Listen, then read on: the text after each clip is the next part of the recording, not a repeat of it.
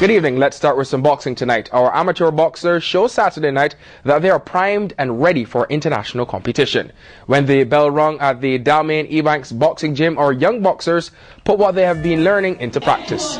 Facing stiff Bahamian opposition, they show continued improvement. Some of the senior fighters like Kendall Ebanks, Jason Parchment and Peter Lewison were in the ring, but it was the performance of some of our youngsters, the junior and novices, showing off what they've been working on and learning from the national team of Coach Donnie Anglin, Norman Wilson and Charles the Killer Whitaker.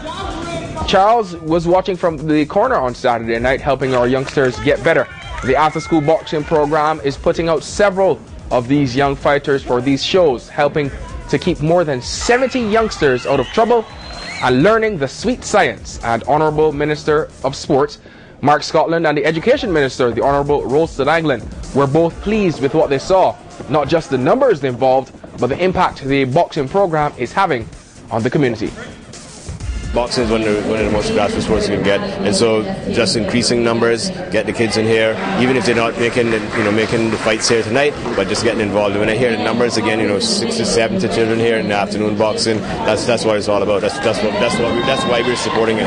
It's what it brings to life, all the discipline, the dedication, and commitment, teamwork, having others rely on you and knowing they rely on you, and not letting people down. That's so important, and you take that into life and you can equal success.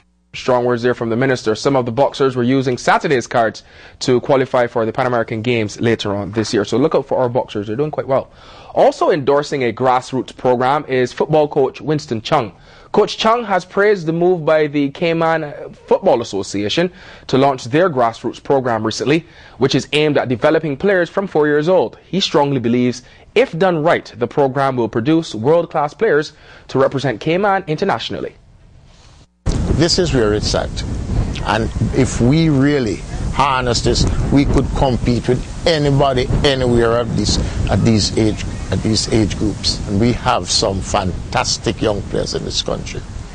I believe that if the association, the government and the private sector come together, I firmly feel that we could qualify to a finals in either the under 17 or the under 15. Coach Chung showing lots of optimism. He's the man behind the Academy Sports Club and he's the former technical director for our national football program, as well as Jamaica's Reggae Boys national football program as well.